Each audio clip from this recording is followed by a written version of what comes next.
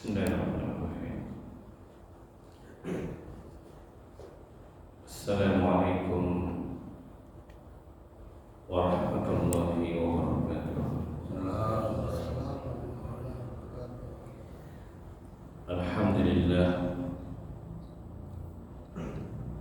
wassalatu wassalamu ala rasulillah wa ala alihi wa ashabihi wa mawala. Asyhadu an la ilaha illallah wahdahu la syarika lah, wa asyhadu anna Muhammadan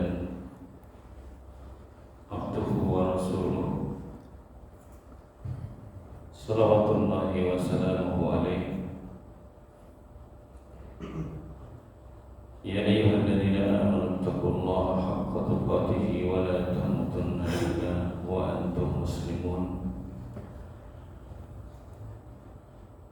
Allahumma inna nas'aluka ilman nafi'an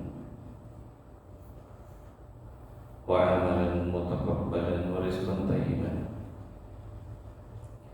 Kaum muslimin, jamaah salat subuh yang sama berbahagia, alhamdulillah, kembali kita bersyukur memuji Allah Subhanahu wa ta'ala pada hari ini, tepatnya di tanggal 8 Jumadil Akhir 1447 Hijriah yang bertepatan tanggal 29 November 2025 Masehi. Kembali kita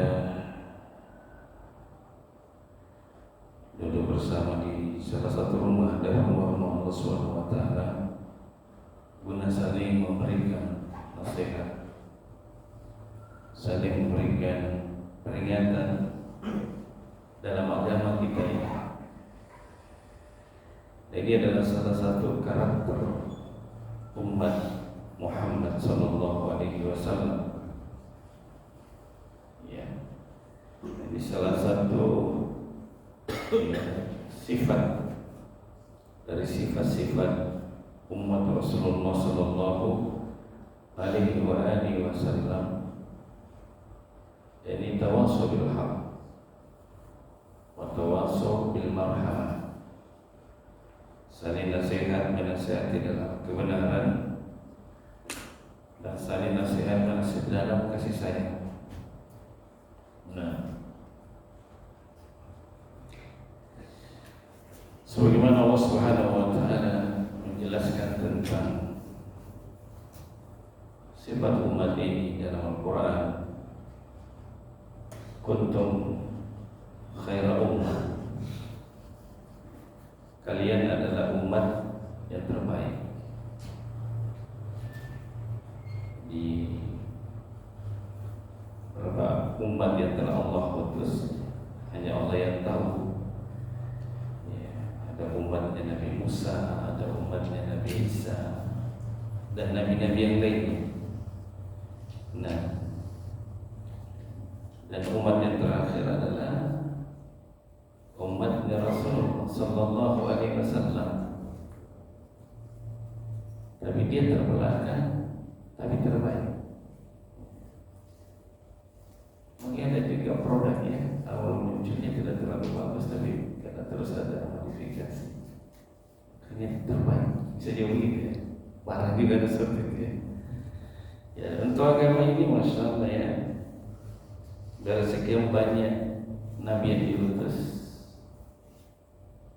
ya, walaupun agama itu bersumber dari yang satu, dari Allah Subhanahu wa ta'ala,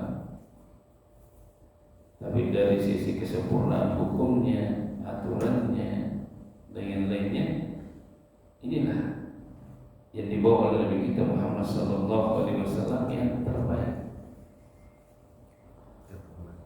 Ya, terbaiknya justru yang karena kemudahannya, bukan karena beratnya. Jadi ternyata yang terbaik itu tidak harus yang susah. Ya, mungkin sebagai orang pandangannya ya, yang namanya terbaik itu biasanya sulit, ya berat.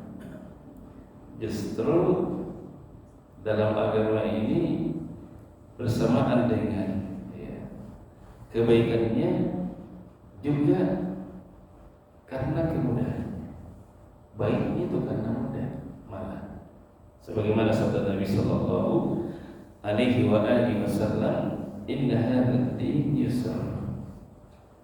Sungguh agama ini mudah. Coba lihat kita kemudahan dalam peristiwa Isra Mi'raj. Awalnya berapa perintah salat? 50 kali jamaah. 50 kali. Berat kan? Berat. Tapi kita berbicara berat-berat ya. Coba ini saja 5 waktu lah. Banyak orang keteteran ya. Ini saya sholat subuh nih, awal hari kita dengan sholat subuh. Berapa orang yang bisa datang ke masjid? Kebanyakan kaum muslimin saat ini mungkin masih tidur. Itu perlu 50 kali itu. Terus sekalian baru 1 kali hitungannya. Nah, lalu kemudian dengan dialog pertemuan Nabi kita Muhammad sallallahu alaihi wasallam dengan Nabi Musa. Usulan Nabi Musa kepada Rasul sallallahu alaihi wasallam sampai akhirnya salat 5 waktu dikurangi. Ya, apanya dikurangi? Kuantitasnya. Dari 50 ke 5. Tapi Allah tidak cabut kualitasnya. 5 tapi sama dengan 50. Subhanallah. Itu kan keutamaan itu. Tidak harus bekerja 50 untuk dapat 50. Cukup Anda bekerja 5, nilainya sama dengan 50. Nah, ini contohnya Pak. Bahwa agama kita ini mudah, diberi kemudahan. Ya, bersama dengan itu justru agama ini yang terbaik.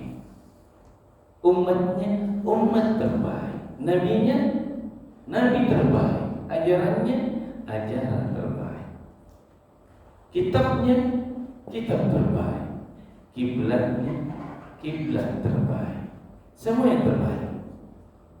Nah, sebagaimana firman Allah Subhanahu wa taala, kuntum khairal ummah. Kalian adalah umat yang terbaik. Itu salah satu karakternya. Umat ini adalah umat yang terbaik. Bersamaan dengan sifat-sifat terbaiknya Allah katakan, ukhrijat linnas. Ya, dikeluarkan untuk manusia. Dikeluarkan untuk manusia. Nah, apa tugas utama dari umat ini? Ya mas sekalian, ta'muruna bil ma'ruf. Kalian memerintahkan kepada ma'ruf, yang baik-baik.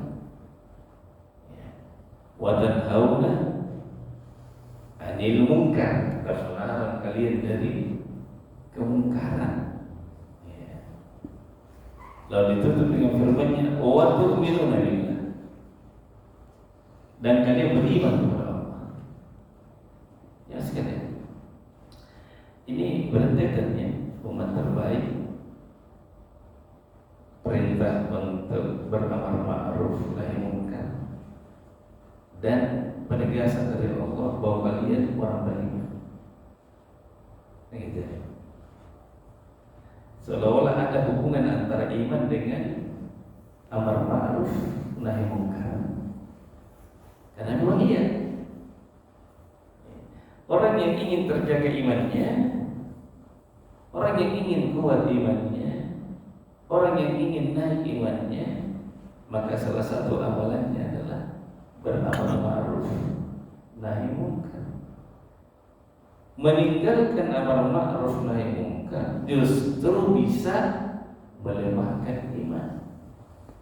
Biar saja, yang penting bukan saya. Ya kan? Ada kan sebagian orang nggak mau pusing. Sudahlah itu kamu nggak urusan kita. Dia kerja dia 8. Nah, kadang-kadang udah.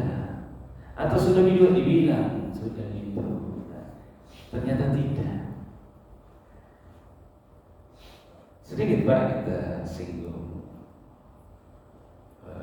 perintah ini. Kalau kita lihat kalian memerintahkan kepada kebaikan.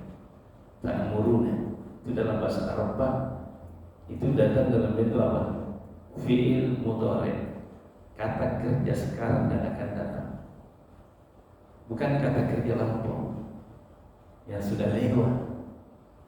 Artinya pekerjaan mengajak kepada kebaikan, mencegah dari kemungkaran adalah pekerjaan sepanjang hidup, bukan sekali. Kalau bilang 3 kali itu batasnya, kalau sudah 3 kali berarti sudah ditunaikan. Siapa yang bilang 3 kali? Dari mana dasarnya bahwa nasihat itu 3 kali saja, tanpa batasnya Mas? Tanpa batas. Maka inilah karakter, ciri khas, kekhususan umat ini. Ta'muruna bil ma'ruf wa tanhauna 'anil munkar. Untuk apa? Agar Islam terjaga pondasinya, sendi-sendinya, amalannya. Nah, bahkan Nabi menghubungkan, menggandengkan, mengengkan antara iman, akidah, tauhid dengan amar ma'ruf nahi munkar. Mari kita lihat dalam sebuah hadis Rasulullah sallallahu alaihi wasallam bersabda, "Man ra'a minkum munkaran falyughayyirhu bi yadihi." Ini hadis yang masyhur, sering didengar, ya, familiar sekali dari ini. Barang siapa di antara kalian yang melihat satu kemungkaran, lihat. Artinya jangan dicari-cari. Ada orang sengaja intip-intip, apa cari-cari salahnya orang, jangan. Ini ceritanya dia. Ya sekalian, kelihatan dosa itu. Kan dosa itu 2 Pak. Di dosa yang dikerjakan manusia itu ada 2 bentuk. Ada yang dikerjakan secara sembunyi-sembunyi, dan ada yang dikerjakan secara masif, terbuka. Dosa yang dikerjakan secara sembunyi-sembunyi, maka biasnya kerusakannya pasti ada. Ada dosa apa? Ada pasti kerusakannya. Itu sudah rumus itu. Dosa pasti ada bahayanya. Sebagaimana ketaatan pasti ada kebaikannya. Nah, dosa yang dikerjakan secara sembunyi-sembunyi, maka biasanya kerusakannya kepada person, pribadi orang melakukannya. Kalau dia tidak bertobat misalnya, ya. Kalau dia tidak bertobat, alhamdulillah. Ya. Walladzina idza fa'alu fahisha aw dzalamu anfusahum dzakarullah. Orang yang jika dia melakukan satu perbuatan tindak dosa, ya, maka dia mengingat Allah Subhanahu wa taala. Selesai urusannya, dia bertobat kepada Allah Subhanahu wa taala. Tapi jenis dosa yang kedua ini, dosa yang dikerjakan secara terbuka, masif, melibatkan orang lain. Maka orang yang melihat dosa ini, maksiat ini, tidak boleh tinggal diam. Dan di sana ada 3 kelompok manusia yang melihat dosa itu. Pertama, penguasa. Yang kedua, ulama, mubalik, masing-masing dengan tugasnya. Yang ketiga, masyarakat pada umumnya. Masing-masing punya tugas ini ketika melihat kemungkaran. Masing-masing ada jatahnya, kewajibannya apa. Penguasa apa kewajibannya, mubalik apa kewajibannya, masyarakat apa tugasnya. Ini masing-masing, tidak boleh diam. Nah, mari kita lanjutkan hadisnya. Apa yang harus dilakukan jika pemimpin, mubalik, masyarakat melihat satu kemungkaran, melihatnya, berarti dilakukan secara terbuka. Maka kata Nabi Sallallahu Alaihi Wasallam, hendaknya ia mengubahnya dengan tangan, kekuatan, kekuasaan. Itu siapa di sini yang punya wewenang? Pemerintah. Enggak boleh kalau bukan pemerintah pakai tangan. Ya mas sekalian, istilahnya main hakim sendiri, enggak boleh. Dalam Islam tidak.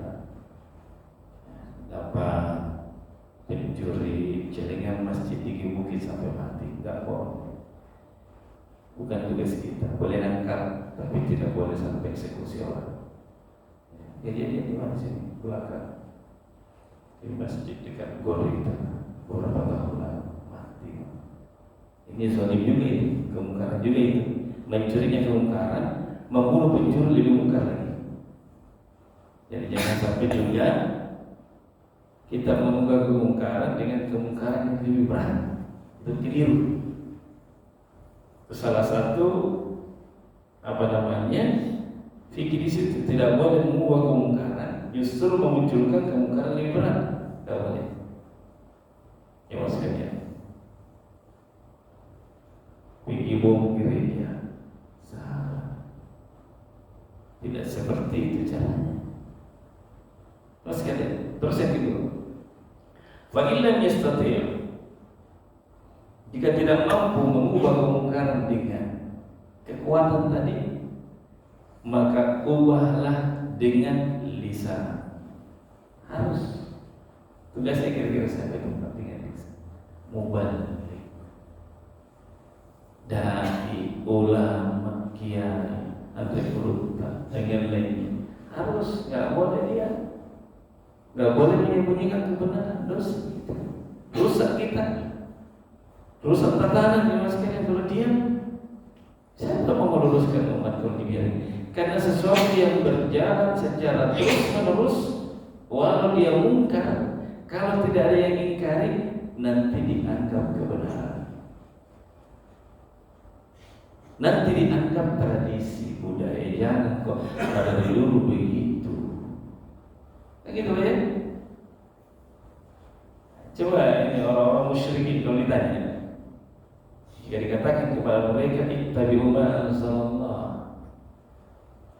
jika dikatakan kepada mereka ikutilah apa yang telah Allah turunkan, ikuti itu. Apa jawab mereka? Bal nattabi'u ma wajadna 'alaihi aba'ana. Bahkan kami hanya mau ikut apa yang kami dapati dari nenek moyang kami. Tradisi budaya sudah dari turun temurun begitu. Ya, karena terbiasa dengan hal itu, hidup dengan hal itu, sehingga dianggap sebagai sebuah kebenaran. Ya, lebih memilih kebiasaan yang berjalan. Ya, tidak ada lagi sifat kritis walaupun itu bertentangan dengan apa yang Allah turunkan. Ini bahayanya kalau mengambil sikap diam saja, yang penting bukan saja. Ya kan? Kemudian yang ketiga, kata Nabi SAW, fa illam yastati' fa bi lisani atau fa bi qalbi. Ketiga.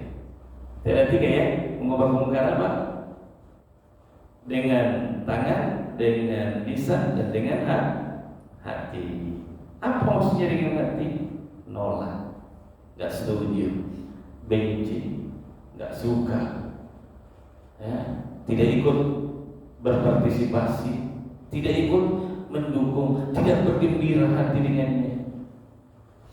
Karena ada juga Pak orang tidak bermaksiat tapi bermaksiat hatinya, ikut mendukung, ikut gembira di hatinya. Orang dia tidak kerja, contoh, dia tidak minum tapi senang dia orang minum balok, senang ikut senang tapi dia sama. Nah, kemudian kata Nabi SAW ini inti pembahasan kita. Kata Nabi, wadzalika adhaful iman. Itulah iman yang paling lemah. Mengubah kemungkaran dengan hati, tidak terlibat langsung pada kemungkaran itu, tapi dengan hati saja dia nolak, sudah terkategori teranggap orang yang lemah iman. Mau nggak Pak kita dibilang lemah iman? Nggak mau gitu. Dibilangi saja lemah ekonomi, nggak mau dia. Kamu lemah ekonomimu, tersinggung dia. Walaupun betul-betul lemah, anggap saya lemah ekonomi, dan memang lemah misalnya. Tapi kalau dibilang begitu, nggak enak pentingkan. Apalagi dibilang kamu lemah iman ya. Ada juga lemah yang tidak baik, hidupnya menjadi sembuh. Oke, ini mas sekalian, sama dan saya mulai contoh. Saya buru-buru lemah adalah lemah iman.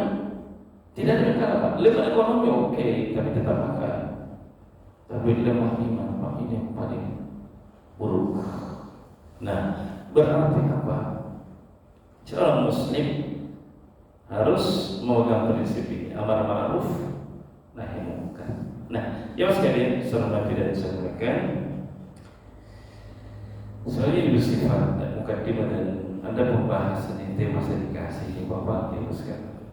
Jamaah sekalian saudara tidak disampaikan, kajian subuh, kajian semester tematik, ujian akidah tauhid di akhir tahun. Ini hampir masuk ya bulan Desember.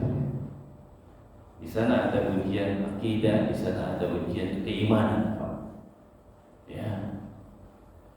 Ujian iman itu beragam bentuknya. Kemungkaran itu beragam bentuknya.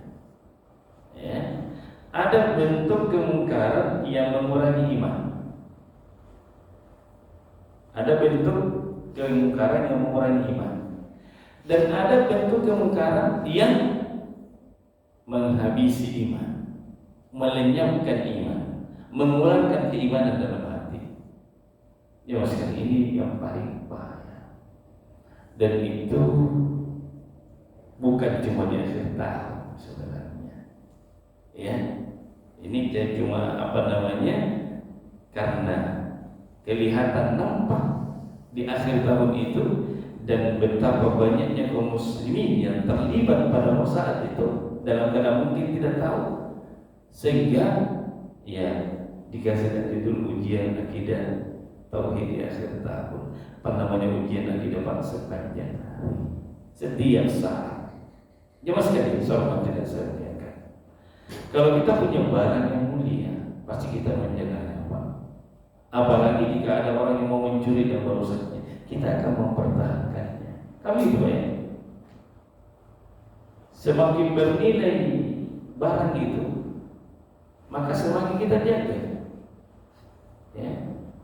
Maka seseorang siap untuk menggadaikan nyawanya demi untuk menjaga sesuatu yang berharga yang dimiliki itu. Bagi seorang muslim, iman, tauhid, akidah adalah sesuatu yang tidak bisa dihargai dengan dunia. Itulah barang yang paling berharga kalau kita cerita barang. Kenapa ya Mas? Karena untuk itulah dicipta langit dan bumi. Untuk itulah kita diciptakan. Ini adalah prinsip hidup. Ya, Allah Subhanahu wa taala berfirman, "Wa ma khalaqtul jinna wal insa illa liya'budun." Saya tidak menciptakan jin dan manusia kecuali untuk beribadah kepada saya. Para ulama menjelaskan bahwa makna ibadah di sini adalah untuk mengesahkan saya. Diciptakan jin, diciptakan manusia mulai dari Nabi Adam sampai manusia pada terakhir nanti lahir. Ya, tujuan utamanya mereka dicipta adalah agar mereka menyembah Allah semata, bukan yang lainnya. Masih ada sahabat tidak sampaikan. Dan syaitan, baik dari kalangan jin maupun manusia, tidak ridho itu.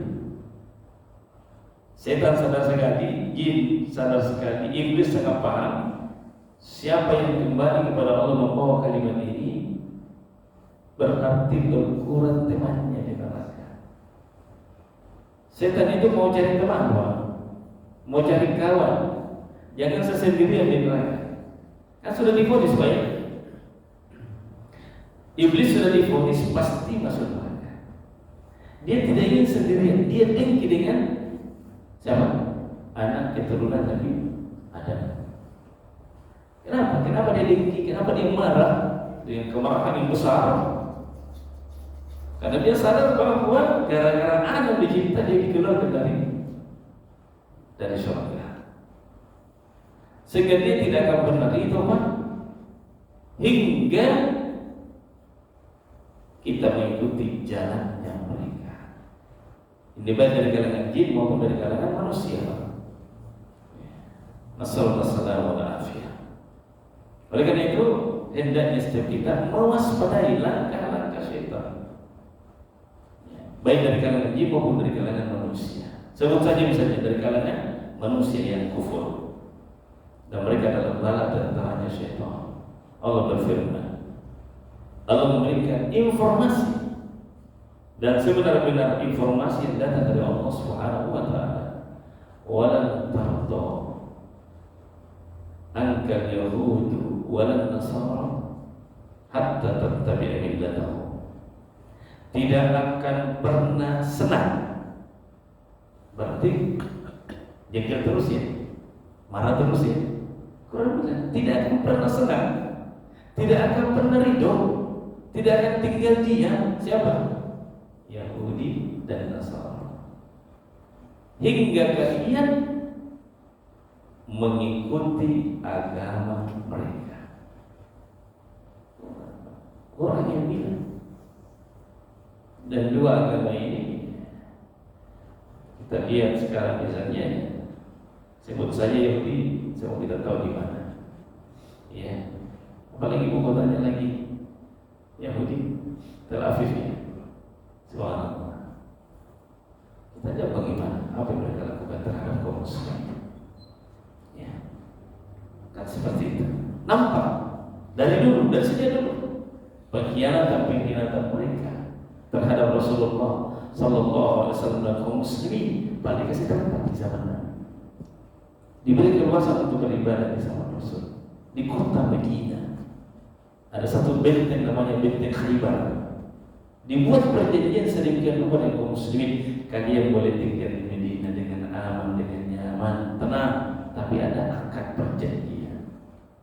Tapi mereka angkat, itulah mereka. Jangan sekali dihormati dan disemuliakan. Demikian pula dengan orang-orang seseorang.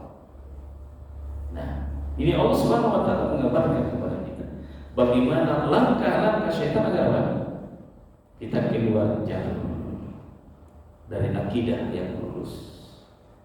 Jemaah sekalian yang saya hormati dan saya muliakan, kita lihat bahwa seiring berjalannya waktu itu semakin banyak bermunculan fitnah-fitnah yang bisa menggerogoti akidah kita, keyakinan kita.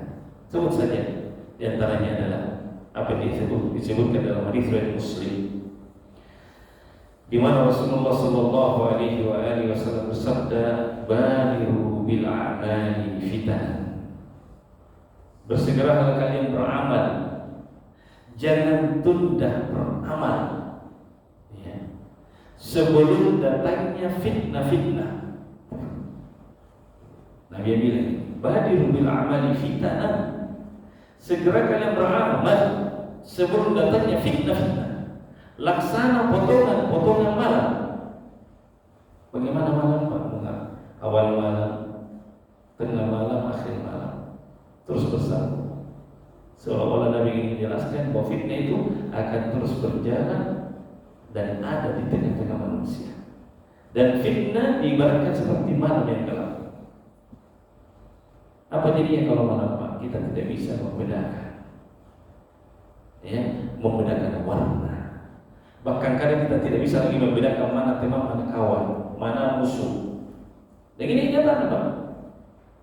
Justru sebagian orang ketika dijelaskan tentang Islam, hakikat Islam, bagaimana Islam yang benar, kita jadi musuh, dimusuhi. Saking kerasnya fitnah itu. Bahwa kita ingin mengembalikan mereka ke jalur. Inilah jalur Islam. Jangan dari dulu begini. Kita jadi musuh. Ya. Ya mas sekali, hormati dan saya. Bersinar kalian beramal. Sebelum datangnya fitnah-fitnah, sebentar kita akan jelaskan contoh-contoh fitnah. Karena bilang, sebelum datangnya fitnah, berarti kita harus mengenali fitnah itu supaya tidak terfitnah. Bagaimana kita bisa aman dari fitnah kalau kita tidak punya pengetahuan tentang fitnah itu? Dan bagaimana cara menangani fitnah itu? Nah, kemudian dia dikatakan apa? Bagaimana bentuk fitnah itu? Yusbihu ar-rajulu mu'minan wa yumsi kafiran.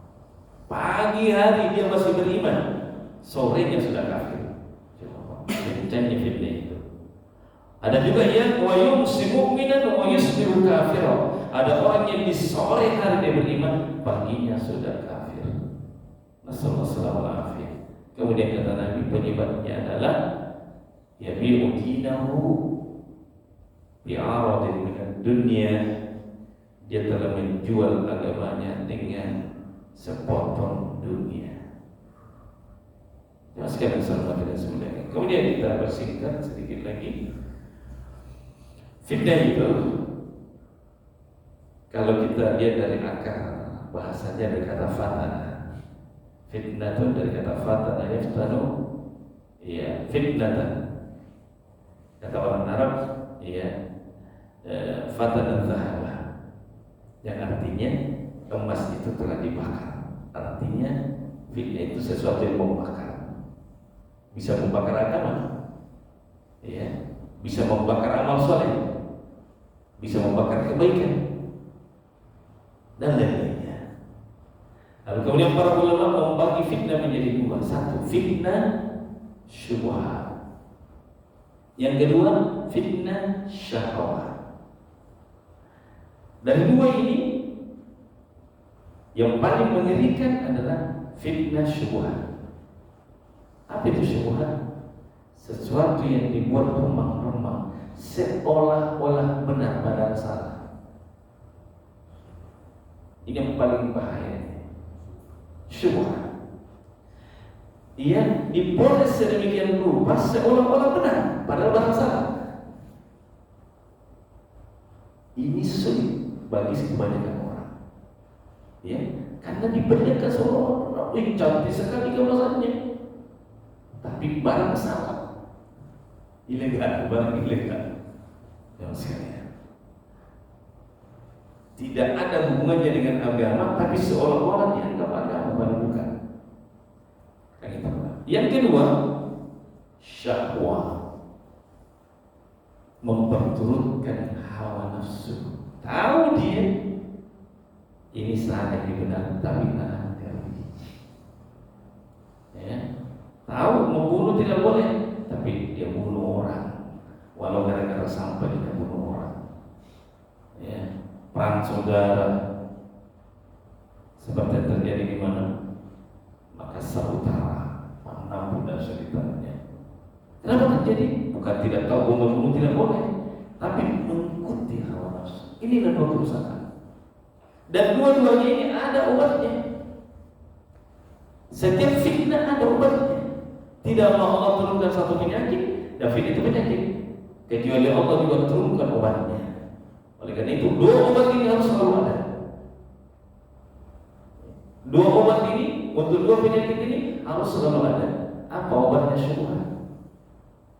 Tadi sesuatu yang remang, salah dibuat sedemikian rupa orang benar.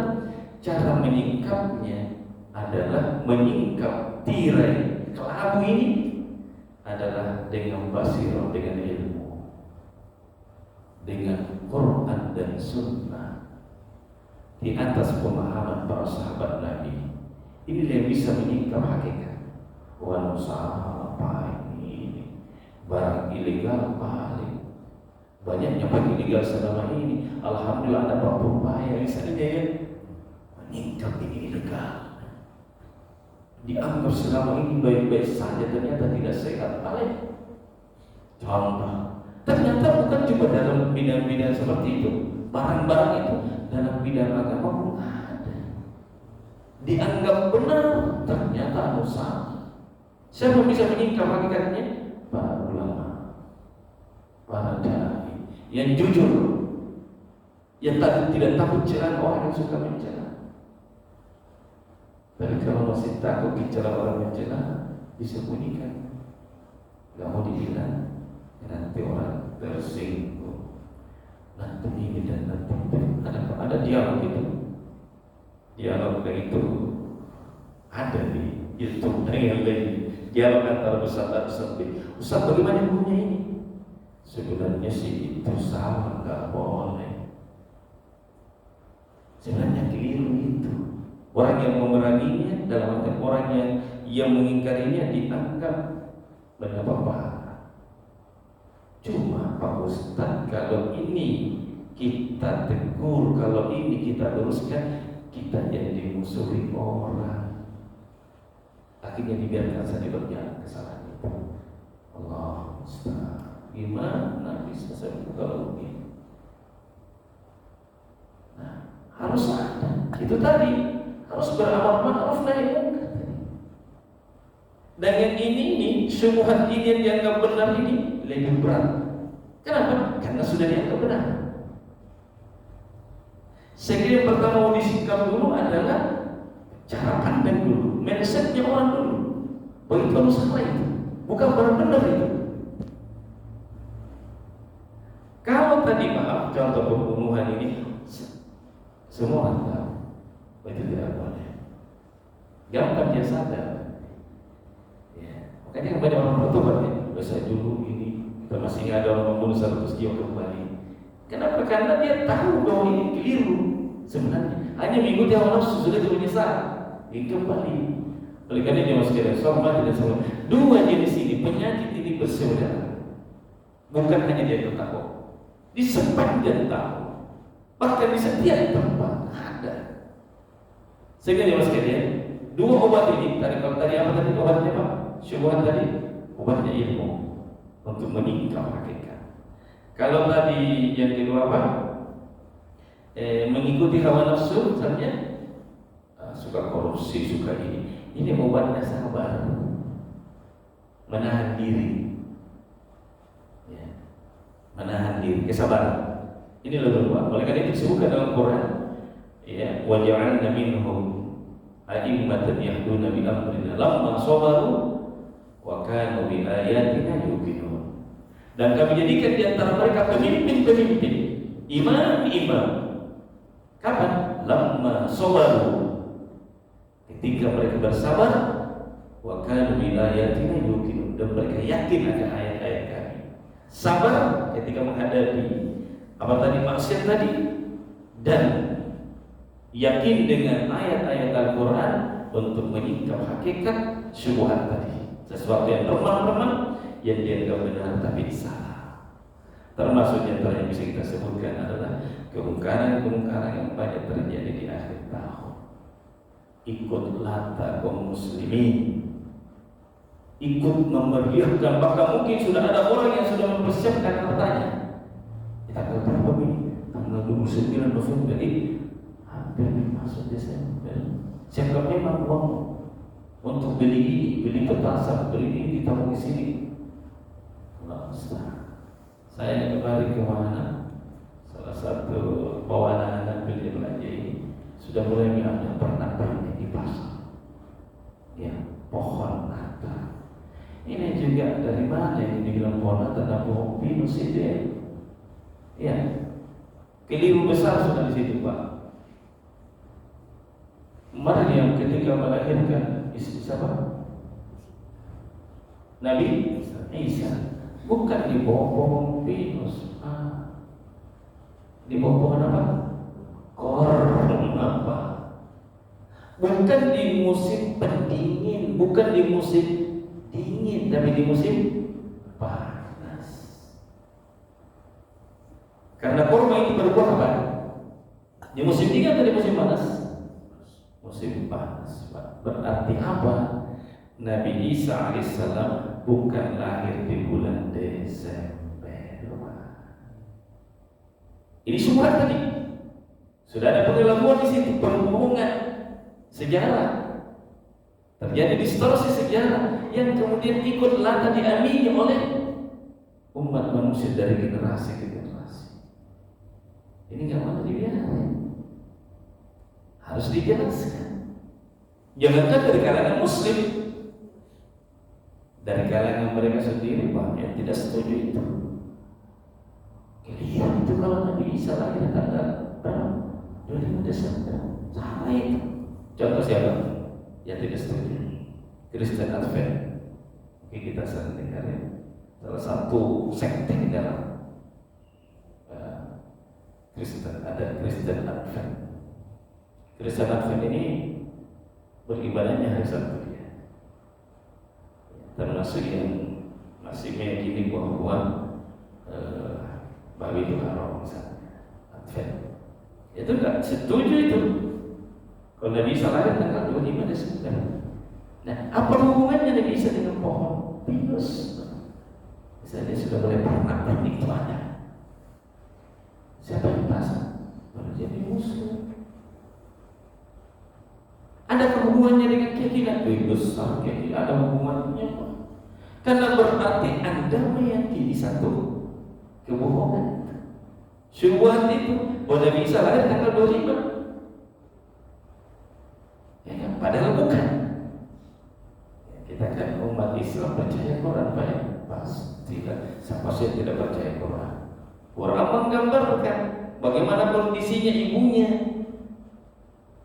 Ibunya Isa ketika akan melahirkan Maryam bersandar di bawah pohon korma. Subhanallah. Belum lagi keyakinan-keyakinan lainnya. Belum lagi ucapan-ucapan selamat Natal dan Tahun Baru. Ini kan salah satu sebab Buya Hamka di penjara. Ya kan? Sehingga Pak Buya Hamka di penjara sama Orde Lama. Walaupun akhirnya pasukan berpesan supaya yang urus jenazah saya adalah Buya Hamka. Yang pertama di semua Pak Buya ini yang pasukan pertama di semua. Semua sama-sama bisik dari Muhammadiyah. Berikan syubhat dan mengikuti hawa nafsu.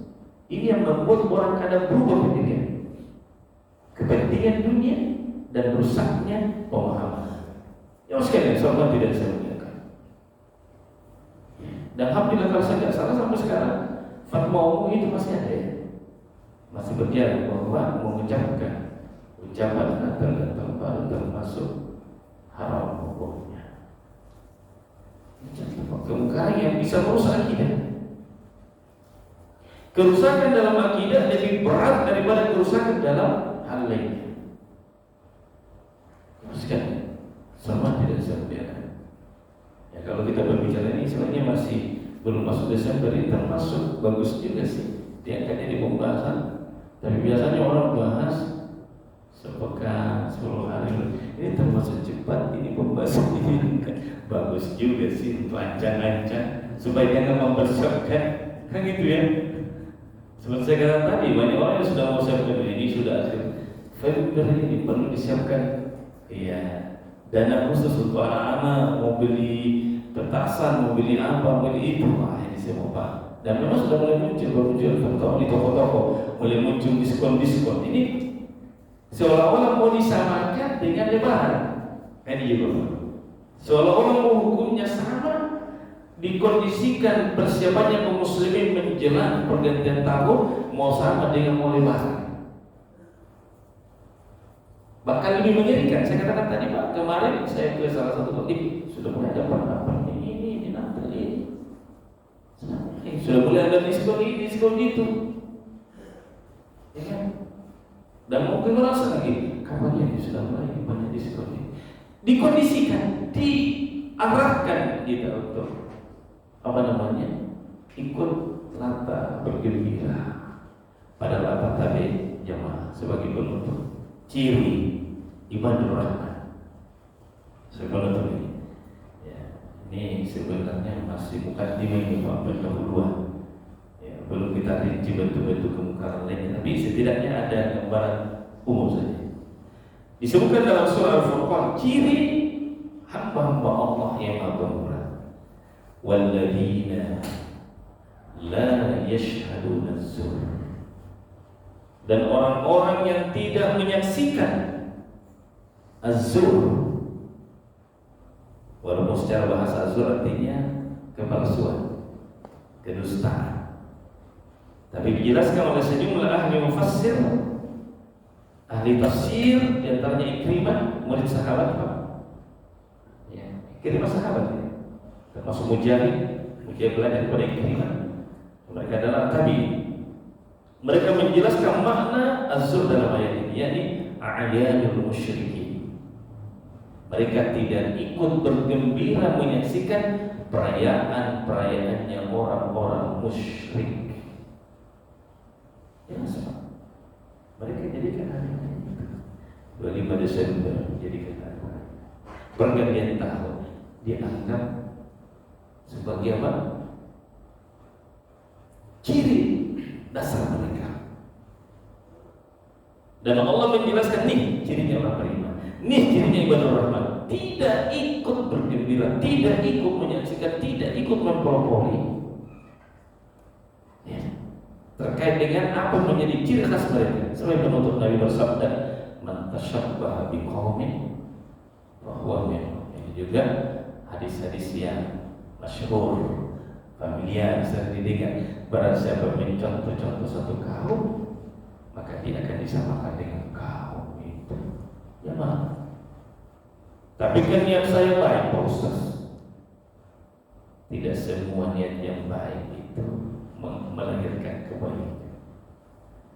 Contoh Pak, ini kok tambah lagi? Gak apa-apa ya? Tambah sedikit lagi Pak. Menghormati Nabi itu hukumnya apa Pak? Memuliakan Nabi wajib. Tapi lihat tanggapan Nabi ketika Mu'adz bin Jabal pulang dari negeri Yaman. Pulang dari negeri Yaman. Setelah berjumpa dengan Nabi, sujud di hadapan Nabi, Pak. Sujud di hadapan Nabi. Nabi bilang, "Kenapa kamu, Mas? Kenapa sujud sama saya?" "Ya Rasulullah, saya jumpai orang-orang di Yaman sana menghormati pembesar-pembesarnya dengan cara begini. Cara mereka memuliakan tokoh-tokohnya dengan cara sujud di hadapan mereka, bukan untuk menyembahnya, bukan, tapi untuk menghargai dan memuliakannya. Dan Anda lebih layak dari mereka." Betul? Betul kan? Bahwa Nabi lebih mulia daripada tokoh-tokoh mereka yang ada di Yaman itu, benar. Tapi apa kata Nabi? Jangan. Sekiranya saya membolehkan orang lain sujud kepada manusia lainnya, saya sudah perintah kaum wanita sujud ke suaminya. Jangan. Berarti apa? Kehendak baik, maksud baik, tujuan yang baik belum tentu benar kalau caranya salah. Coba muatnya baik, memuliakan Nabi, tapi Nabi tegur tidak begitu caranya, berlebihan itu. Sujud itu hanya kepada Allah. Wasjud wa qatarib. Sujudlah dan mendekatlah. Mungkin muncul syubhat ini, tapi kenapa Allah perintah malaikat sujud sama Adam? Mungkin saja ada orang yang ngomong begitu. Buktinya Allah sujud ya. Tidak mungkin Allah perintah sesuatu yang salah. Nah, di sini pentingnya kita belajar lagi bahwa kita berbicara hukum-hukum, ada sebagian hukum dulu boleh, sekarang nggak boleh. Ya, termasuk salah satunya adalah setelah diutusnya Nabi kita Muhammad SAW, kita dilarang sujud walaupun niatnya hormat. Sujud betul-betul hanya kepada Allah Subhanahu wa ta'ala. Di mana di zaman dulu masih boleh. Seperti kisah siapa itu? Kisahnya Nabi Yusuf, dia melihat apa? Bintang dan matahari sujud kepada dia. Ternyata itu adalah gambaran bahwa saudara-saudaranya dan orang tuanya itu, dan dia akan menjadi seorang takdir mimpi. Saya kira ini sekadar sekitar gambaran umum saja bahwa betapa pentingnya kaum muslimin membekali dirinya dengan ilmu yang bermanfaat agar dia tidak mudah larut dengan penyakit penyakit syubhat tadi, sesuatu yang sama tadi yang mungkin sudah berjalan dari masa ke masa, tidak diberlata terlibat di dalamnya. Salah satunya adalah tadi, jangan mempersiapkan diri untuk sesuatu yang tidak ada manfaatnya. Ya sudah, kalau kita punya harta, masjid kita masih mau diperbaiki ke apakah? Ya, usah dihabiskan uang untuk beli sekedar beli petasan, itu cinta cucu beli petasan. Assalamualaikum. Dan saya kira tidak ada yang luput dari kita berbagai macam kemungkaran di malam pergantian tahun itu. Nasallallahu alaihi wasallam. Saya kira ini yang apa yang saya sampaikan. Semoga Allah SWT senantiasa menjaga kaum muslimin dimanapun mereka berada, terutama penjagaan terhadap akidah tauhid mereka.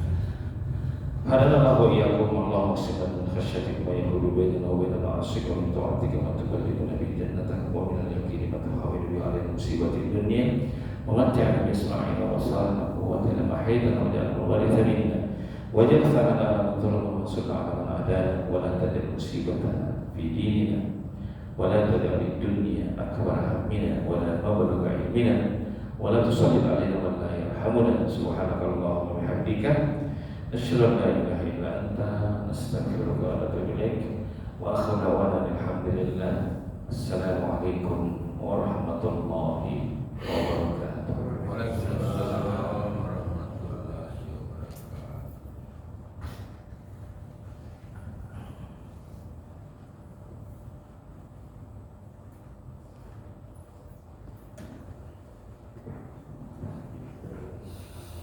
Alhamdulillah. Barangkali bertanya. Iya, boleh. Ramadan sudah dekat ini. Ya, Natal tahun baru. Oh. Iya, silakan, Pak. Assalamualaikum warahmatullahi Waalaikumsalam warahmatullahi wabarakatuh. Banyak hal sebenarnya tadi yang dibahas Pak Ustaz. Saya juga senang dengan cara-cara Pak Ustaz ceramah. Jadi melihat kemungkaran-kemungkaran yang ada saat kira-kira begini ya, yang ayat ini. Ya ayyuhalladzina amanu atiullah atiur rasul wa ulil amri minkum. Artinya taatlah kepada Allah, taat kepada Rasul dan taat kepada pemimpin. Nah, apakah kita yang saat ini atau sering kali membicarakan tentang kejelekan-kejelekan pemerintah, tapi di mata kita kan memang telanjang. Apa kita termasuk berdosa? Karena ada orang kan bilang, negara itu mengurus orang Bugis misalnya, terlalu banyak kamu mengurusi. Contoh-contoh yang terjadi saja dalam pemerintahan sekarang, mulai dari pemerintah Jokowi, karena ada ulama-ulama. Tadi bilang Pak Ustaz, cegahlah dengan melalui pemerintah penegak hukum. Ulama ceramah, kebanyakan ulama itu berceramah tentang khilafiyah, tidak pernah menyoroti pemerintah, karena kalau menyoroti pemerintah dianggap ekstrim, tidak disukai.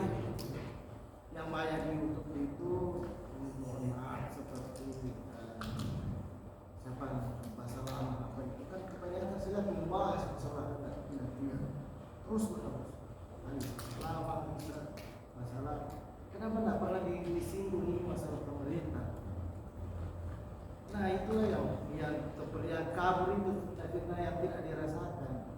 Contoh saja di Sulawesi kemarin ada ditemukan lagi seperti ada negara dalam negara. Siapa yang mau mencegah seperti itu kalau ulama tidak pernah menyoroti itu? Mana pernah ada ulama yang menyinggung seperti itu? Polisi, tentara takut dipindah tugas, takut diaman. Tak pernah ada satupun bilang, ada bandara di sana tidak ada pengawasan. Contoh itu. Terus kalau kita misalkan sering menyoroti itu, apakah kita secara personal berdosa? Kalau itu selalu kita bicarakan. Pertanyaan bagus.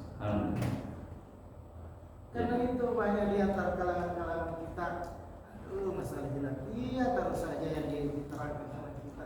Ketika kita menyinggung masalah pemerintah, seakan-akan ya taatlah kamu kepada pemimpin, kamu berdosa itu dalam agama. Mohon pencerahannya karena terlalu banyak saya ngomongin. Oh ya, satu lagi Pak Ustaz.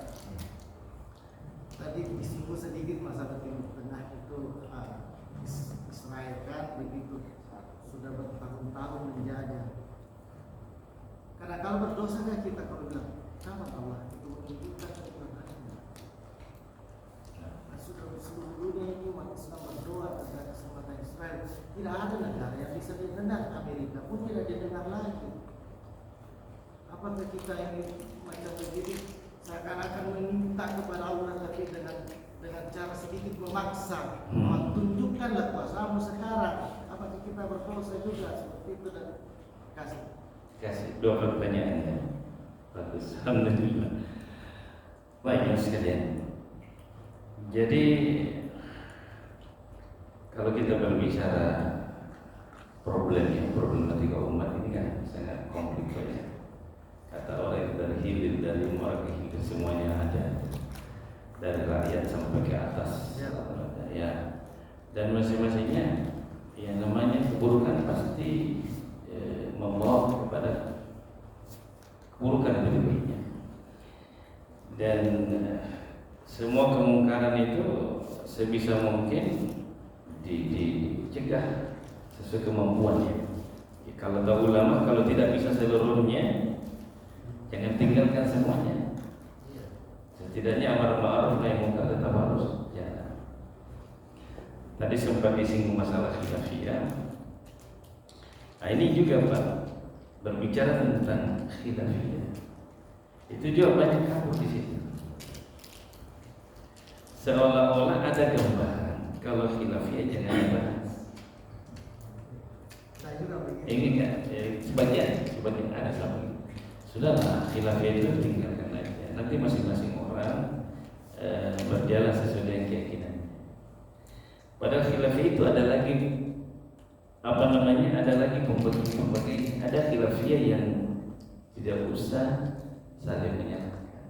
Ada contoh. Masing-masing ada dalil. Ada kalau mau sujud tangannya duluan. Ada kalau sujud lututnya duluan. Ada kalau dia sholat dia ujahakan bismillahnya. Ada yang dia kecilkan. Kali ini Pak murni khilafiyah. Ya boleh ngotot-ngototan di situ. Nah, tapi ada yang tidak bisa dikatakan semua benar. Itu sudah tidak masuk ranah khilafiyah, tapi sudah masuk tafarruq, memecah belah. Dan itu nggak boleh dibiarkan karena akan merusak agama. Nah, terus yang kedua tadi terkait dengan kemungkaran yang terjadi di tengah-tengah penguasa, ya, dan mungkin malah kelihatan secara masif ya dilakukan.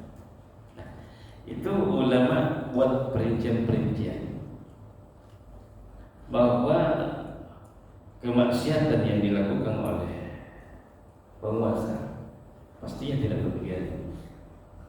Cuma ada etikanya, ada tata caranya, dan syariat juga yang membuat cara itu. Bukan siapa-siapa, karena kan agama ini diyakini bahwa agama ini sempurna. Tidak ada satu pun persoalan kecuali adanya caranya, termasuk kemungkaran yang dilakukan oleh suatu sistem atau pemerintah itu ada cara dan diterangkan caranya. Sebut saja misal dikisahkan dalam Quran, penguasa yang bisa dikatakan penguasa yang terzalim yang pernah ada itu kan Firaun. Sejelek-jelek pemerintah kita, baik yang sebelum ini maupun sebelum-sebelumnya lagi, maupun misalnya sekarang, masih kita bisa mengatakan tidak lebih jelek daripada Firaun. Bisa dikatakan begitu, ya kan? Masih bisa kita katakan begitu toh. Sejelek-jelek mantan presiden kita Jokowi bisa, belum sejelek Firaun lah, ya kan? Masih bisa dibilang begitu. Nah, sekarang mari kita lihat, dan sengaja Allah kisahkan ini untuk menjadi acuan bagi generasi yang datang setelahnya. Manusia yang paling soleh di zamannya Firaun siapa Pak? Kalau kita berbicara manusia yang soleh di zamannya ya, bisa kita katakan Nabi Musa, ya kan? Ya, yang menyuarakan kebenaran, amar ma'ruf nahi munkar, Nabi Musa bersama saudaranya Harun. Nah, ketika Firaun sampai ke puncak kemungkarannya, ya kan? Membunuh anak-anak, memaksa orang untuk ini dan seterusnya, Allah perintah Musa datang Firaun. Ini etika datang, bukan karena Firaunnya semata, tetapi posisi dia sebagai penguasa ketika itu ada etika di situ. Datangi dia, kemudian hendaknya kalian berdua berbicara kepada Firaun dengan ucapan yang lemah lembut. Wa qul lahu qawlan layyina. Hendaknya kalian berdua berbicara kepada dengan ucapan yang lemah lembut. Ya. Karena penguasa itu Pak, dengan kesombongannya, dia merasa hebat. Kalau dipaksa dengan kata-kata kasar, itu bukannya dia terima nasihat, Pak, bertambah-tambah kemungkarannya. Tapi kalau dia merasa dihargai, bukan berarti membiarkannya, tetap harus ada nasihat, tidak boleh diam. Ya kan Pak? Tapi caranya ada. Maka kata Nabi, jika kalian ingin menasihati penguasa kalian, ambil tangannya. Maksudnya apa? Secara tertutup nasihat. Dan kita berprasangka baik kepada ulama-ulama kita, para mubalik kita yang memang punya jalur bisa dekat kepada mereka. Ada saja pasti yang memberi nasihat. Cuma kan tidak perlu mereka lapor sama kita. Wah, sudah menasihati Pak Jokowi, sudah menasihati Pak Prabowo, kan tidak perlu mereka lapor ke umat. Tapi selalu ada orang-orang jujur dan takut itu. Di setiap zaman, di setiap tempat ada orang-orang seperti itu. Inilah cara menasihati penguasa. Kita perlu menghadapi masa seperti yang dihadapi oleh Imam Ahmad bin Hanbal, dipenjara oleh penguasa. Apa bin Hanbal dipenjara? Dipaksa, dirayu, diintimidasi sampai banyak ulama dibunuh. Apa bentuk pemaksaan penguasa waktu itu? Harus meyakini bahwa Quran itu makhluk. Akidah Mu'tazilah, akidah yang bertentangan dengan akidah Ahlus-Sunnah. Kita harus sudah meyakini Quran itu makhluk. Karena Imam Ahmad dipaksa, dicambuk, banyak ulama yang dibunuh. Iya kan? Apa istilahnya kalau ulama-ulama dikriminalisasi, apa istilahnya lagi? Kriminalisasi. Iya, kan gitu. Terjadi sama Muhammad. Kita katakan tidak terjadi di zaman sekarang. Ulama kami terus dipaksa untuk wajib untuk mengatakan Quran makhluk. Dalam kondisi seperti ini, Imam Ahmad didatangi oleh orang banyak jemaah. Wahai Imam Ahmad, ayo kita kudeta saja. Ya kan? Kita punya kekuatan, kita goyang ini kekuasaan ini. Kita revolusi saja. Apa kata Imam Ahmad? Urusan kita ini, urusan kita dengan penguasa, bukan urusan umum. Jangan melibatkan masyarakat gara-gara kita, karena mereka akan membunuh kita dan membunuh masyarakat bersama kita. Berarti Muslim sama-sama berbunuh nanti. Ya itu jadi negara-negara yang merongrong penguasanya untuk kudeta, apa lebih baik dari itu? Mesir, Yaman, ya kan? Gaddafi sama namanya lagi, Libya. Termasuk Saddam Hussein. Ini kan provokasi dari Eropa. Banyak orang tidak sadar bahwa ini ada antek-antek asing yang memprovokasi masyarakat di negeri itu untuk menggulingkan penguasanya agar mereka bisa masuk. Itu yang mereka inginkan. Termasuk di Indonesia ditarget, tapi alhamdulillah lalu masih ada lihat hampir 212 kemarin dengan simbol-simbol agama. Bukan berarti saya katakan bahwa kita benarkan kemungkaran penguasa, tapi hati-hati, ada di balik kita bermain. Ada mata-mata luar yang ingin melihat negeri kita ini jatuh agar mereka masuk menginvasi. Itu yang terjadi di Suriah. Ingin ikut juga mengikuti Libya dan lainnya, ternyata tidak didukung oleh NATO. Justru dibantu oleh Bashar al-Assad, dibantu sama Rusia lagi. Ya kan? Untuk membunuh kaum muslim. Alhamdulillah, kemudian kembali diselamatkan dengan izin Allah. Suriah kembali kepada kaum muslimin atas negosiasi Arab Saudi dengan Amerika dan seterusnya, dan gitu kembali lagi ya sebelum dikuasai sama Syiah. Artinya apa bahwa ini persoalan yang tidak sederhana. Contoh Pak, kita melihat kemungkaran dalam rumah, bapak kita melakukan kemungkaran ya di dalam rumah, minum, balur lain dan seterusnya. Boleh nggak seorang anak turun ke jalan. Bapak saya berwasiat ini dan itu. Bapak akhirnya kalau kamu bertakwa sama Allah, kan salah. Benar penyampaian Anda, tapi tidak tepat caranya. Ya, sama penguasa sekarang, semua kita lihat Pak, kemungkaran ini, kemungkaran itu. Tapi bukanlah bijak di mimbar-mimbar sebutkan kerusakan penguasa. Ya kan? Bukan seperti caranya. Ada etikanya. Ada orang-orang yang mungkin bisa punya jalur masuk menasihati. Itu yang dilakukan. Itu yang semestinya. Dan hukum menasihati penguasa sama dengan masyarakat pada umumnya, hukumnya fardu kifayah. Jika sudah ada yang menegakkannya, yang lain tidak harus. Tidak harus semua bersuara. Tidak harus sampai rakyat jelata, sampai menjual kambing harus bilang Jokowi begini, Jokowi begitu. Enggak harus. Dan itu tidak menyelesaikan masalah. Ketika ada penyakit tidak menyelesaikan masalah kalau tidak teriak-teriak saja. Akan masalahnya. Dan alhamdulillah dengan dakwah, dengan doanya Bapak kita semua, seiring berjalan waktu kita melihat, alhamdulillah mulai bermunculan orang-orang yang jujur, menteri-menteri yang jujur. Mulai muncul Pak Amran, ya Pak Amran ya, Sulaiman, ya kan, Masya Allah kita lihat sudah jadi nomor 2 Pak di Indonesia berhasil yang kalau untuk suasana ini pertanian kita Pak. Targetnya ini, Insya Allah nanti akhir Desember, Insya Allah sudah pada Pak. Alhamdulillah. Kita lihat siapa lagi Pak Purbaya Pak, Menteri Keuangan luar biasa tegas. Siapa ini? Asalnya Allah Pak. Siapa yang naikkan? Siapa namanya Pak Prabowo? Sampai Pak Prabowo bilang saya masih harus belajar ikhlas sama Pak Prabowo ini. Alhamdulillah. Itu boleh jadi buah dari kesabaran masyarakat. Dia memperbaiki diri dari bawah. Tidak ada kebetulan Pak. Ya, oleh karena itu kita lihat Imam Ahmad kembali sedikit sejarah Imam Ahmad bersabar menghadapi kezaliman penguasa. Apa terjadi? Setelah itu sadar penguasa yang datang setelah keliru kita. Akhirnya dikembalikan keyakinan bahwa Al-Quran bukan makhluk.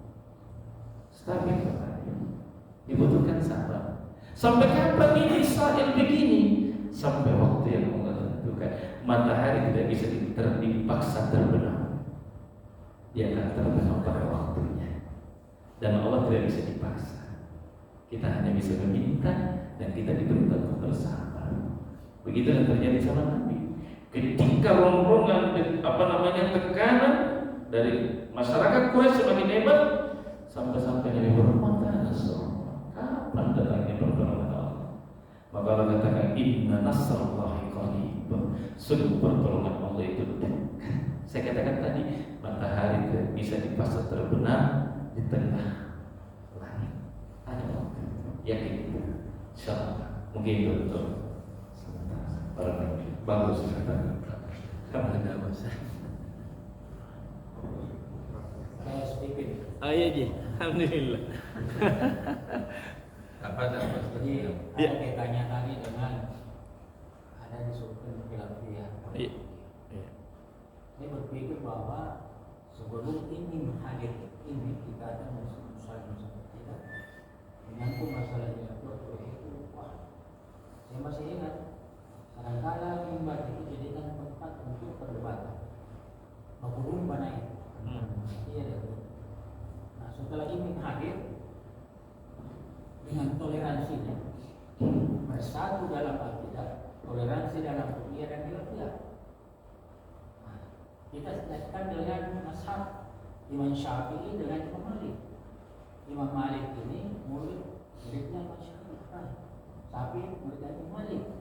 Mana Imam Malik dan Syafi'i tidak pernah saling ini, tapi dia hanya katakan laksanakan sesuai dengan bagian. Sama dengan ini mengatakan silahkan laksanakan agama sesuai dengan keyakinannya. Jadi kalau kita berpegang kepada motto imam itu, status itu motto imam, bukan seorang imam Harus begitu Pak. bersatu dalam akidah. Ini yang dituliskan di dalam masih hidupnya Pak Pandelurai. Alhamdulillah setelah adanya ini berkurang lagi pemahamannya, menyangkut masalah itu. Jadi bisa saja diperdebatkan kalau dalam rumahnya itu silakan, tapi jangan di secara umum. Saya masih ingat itu Al-Ikhwan Amirul Masajid dengan Al-Kawaki waktu ini Serang. perang di atas. Waduh. Nah, setelah ini datang Alhamdulillah. Yang mirip dengan yang Pak Haji sampaikan, di Saudi dulu sebelum berdirinya kerajaan Saudi Arabia disebutkan oleh Dr. Saleh Al-Fauzan rahimahullah, itu Ka'bah Pak. Itu orang sholat berjamaah itu 4 shift, 4 kali. Jadi mazhab Abu Hanifah dulu sholat 1 imam, baru maju lagi mazhab Maliki, sudah itu maju lagi mazhab Syafi'i, sudah itu maju lagi mazhab Hambali. Seperti itu. Bahkan mereka masing-masing punya tiang-tiang. Ya kayak gitu. Ini awalnya ini. Betul-betul perpecahan khilafiyah di waktu itu di Timur Tengah, khususnya di Jazirah Arab Saudi sangat kental. Sampai akhirnya pemerintah Saudi melihat ini nggak sehat ini, nggak boleh begini. Sudah disuruh kumpul baik-baik semua para ulama-ulama dari kalangan masa waktu itu. Ya, akhirnya diingat 1 imam saja. Ya, seperti yang tadi bilang, yang mau turun tangannya di 3.000 lagi kan. Makanya kan kita lihat di Saudi gimana orang-orang sholat kan, ada yang turun, ada yang ke sini, ada yang di bawah. Kalau sampai nggak ada Pak, itu sudah itu saya lagi gitu. Jadi khilafiyah yang disebutkan Pak Haji tadi ini adalah khilafiyah yang selama ada sandarannya. Ya, ada yang di atas sini, ada yang di bawah, ada waktu di bawah pusat, bahkan ada yang turun. Ulama sudah. Pemerintah Saudi Arabia menganggap itu sudah. Ini toleransi dalam mazhab. Takribul mazhab. Sudah, jangan dipaksakan. Ya kan? Walaupun bisa saja dibuka membuka wawasan untuk dialog, tapi dialognya harus sehat. Masing-masing saja mendatangkan, tetapi tidak saling memaksakan dan memaklumi perbedaan selama saudara kita punya dasar. Seperti tadi saya sebutkan. Maka itu yang sehat. Itu yang tepat. Kemudian sebentar misalnya ada yang membacakan basmalah, ada yang mengecilkan, ada yang membaca at-tahiyatul mubarakatus shalawatut thayyibatulillah, ada yang membaca at-tahiyatul lillah, dan silakan. Karena masing-masing ada jalur dan memang Nabi pernah membaca atau melakukannya.